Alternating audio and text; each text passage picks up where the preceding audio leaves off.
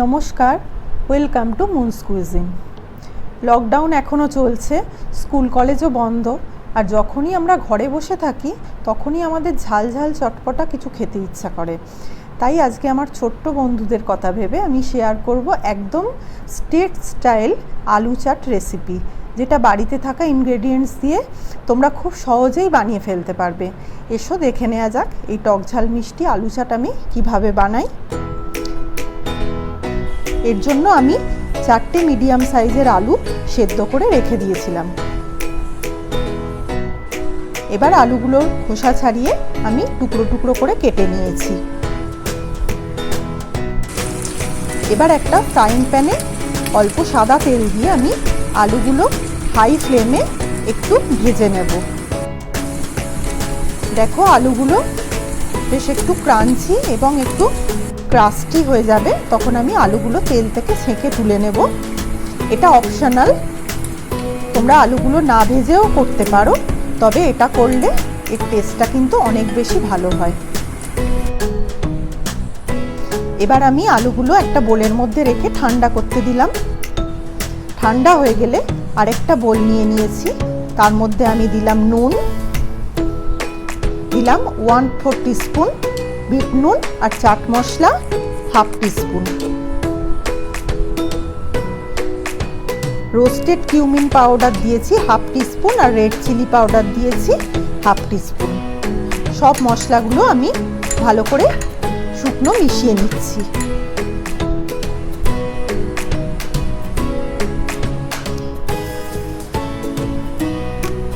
এবার ভেজে রাখা আলুর মধ্যে আমি মশলাগুলো উপর থেকে ঢেলে দিলাম এবং খুব হালকা হালকা হাতে আমি এটাকে মিক্সড করব।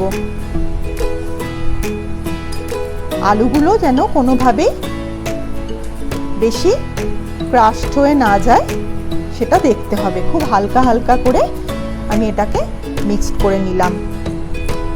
এভাবে যদি মিক্সড করা যায় তাহলে আলুটা একদম সঠিক অবস্থাতে থাকবে, কিছু হবে না। এবার এর ওপর থেকে আমি দিয়ে দিলাম আধখানা লেবুর রস, আমি ছড়িয়ে দিলাম।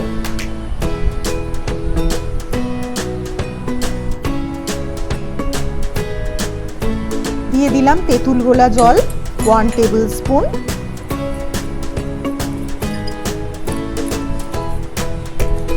দিয়ে সবটা আমি খুব ভালোভাবে হালকা করে হালকা হাতে মিশিয়ে নিচ্ছি। এবার আমি দুটো বোলের মধ্যে ওই মশলা মেশানো আলুটা ডিস্ট্রিবিউট করে দিলাম। ওপর থেকে ছড়িয়ে দিচ্ছি টক দই। এটা আমি 1/2 কাপ টক দইয়ের মধ্যে 1 টিস্পুন চিনি দিয়ে দইটাকে একটু টক মিষ্টি করে নিয়েছিলাম, সেইটাই আমি ওপর থেকে ছড়িয়ে দিচ্ছি। আর দিচ্ছি ধনেপাতার চাটনি, এর লিঙ্কটা আমার ডেসক্রিপশন বক্সে দেয়া আছে। আর দিচ্ছি টমেটো কেচাপ।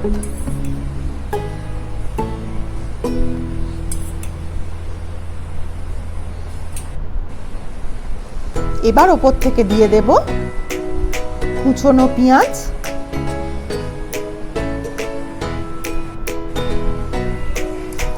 দিয়ে দিচ্ছি চিলি ফ্লেক্স। এটা চাইলে তোমরা স্কিপ করতে পারো, আর যদি বেশি ঝাল পছন্দ করো তাহলে এটা দিতে পারো। আর রোস্ট করা জিরের গুঁড়ো আমি ওপর থেকে দিয়ে দিচ্ছি। দিলাম ধনেপাতা কুচো,